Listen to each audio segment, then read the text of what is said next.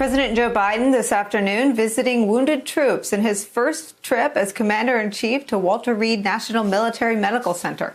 It's where his son Beau spent the last week of his life.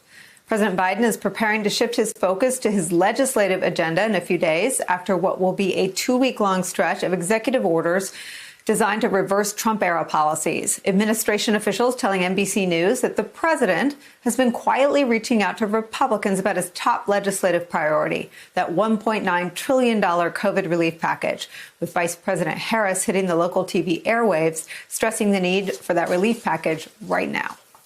We can't continue this way, and we've got to work with a sense of urgency. And so we're offering the American Rescue Plan that's about opening schools back up in a safe way. It's about getting support for small businesses, getting relief for families. So many people have been unemployed for almost a year at this point. The president and I feel very strongly that these are the moments when we are facing a crisis of unbelievable proportion, that the American people deserve their leaders to step up and stand up for them. We're back with the Reverend Sharpton and Yamiche Alcindor. Yamiche, I recognize the communication strategy. I was in charge of the office that booked local interviews for the president and vice president I work for, and they're obviously trying to rally public support to put pressure on members of Congress for the package. And here's how they're describing it. $1 trillion in direct financial support for families, $440 billion in emergency funds for small businesses and communities, $400 billion for slowing the spread of COVID, increasing vaccine capabilities, and $130 billion for opening schools. This is something that just, I've looked at the public polling on all of this. There was, the Republican Georgia Senate candidates ended up coming out for the stimulus. There's always bipartisan support for small businesses. I think they're talking about vaccine distribution sites and vaccinators, and they're talking about opening schools. It seems like a very deliberate strategy here of getting the public support first and then pressuring Congress. That's right, but because this is the first big test of the Biden administration. Can he get his legislative agenda through Congress? I've been talking to lawmakers about this all week.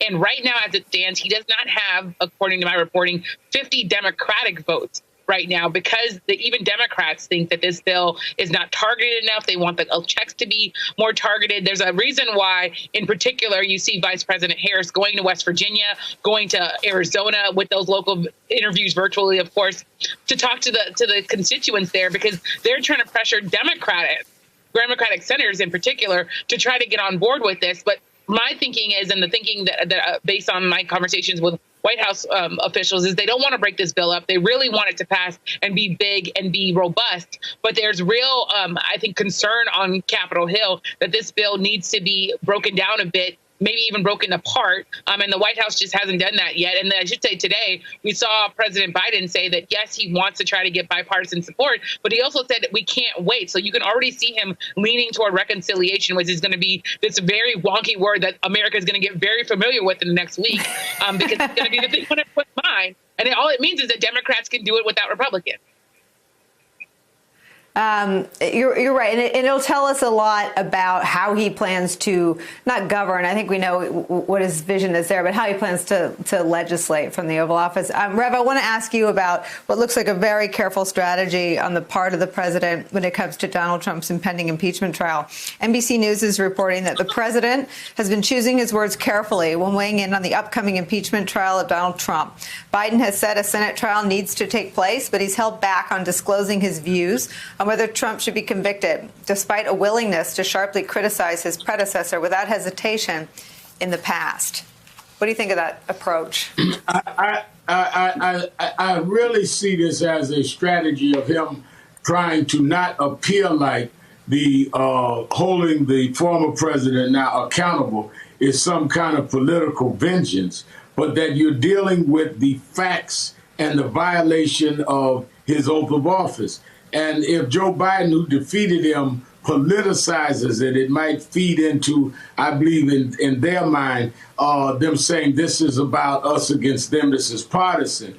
I think for him not to step into that makes the Republicans that are loyal to Trump, like McCarthy, who goes down and makes up with Trump after he himself said Trump was part of the instigation. It robs them of having a backboard to try to get their shot in the hoop off of by using Biden. They're going to have to deal with the merits of the case. The man incited an insurrection. He incited a attempt to have a coup d'etat. You even now have some of them that rioted that are offering to come and testify that they were under the influence of Trump.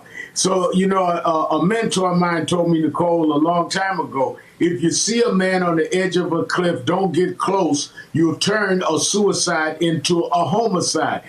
I think Biden needs to stay back and let them go over that cliff by themselves with no fingerprints, because on the velocity of what was done, I think there's enough to convict him. The question is whether or not the Republicans have enough people that have the courage to do what the facts clearly lay out.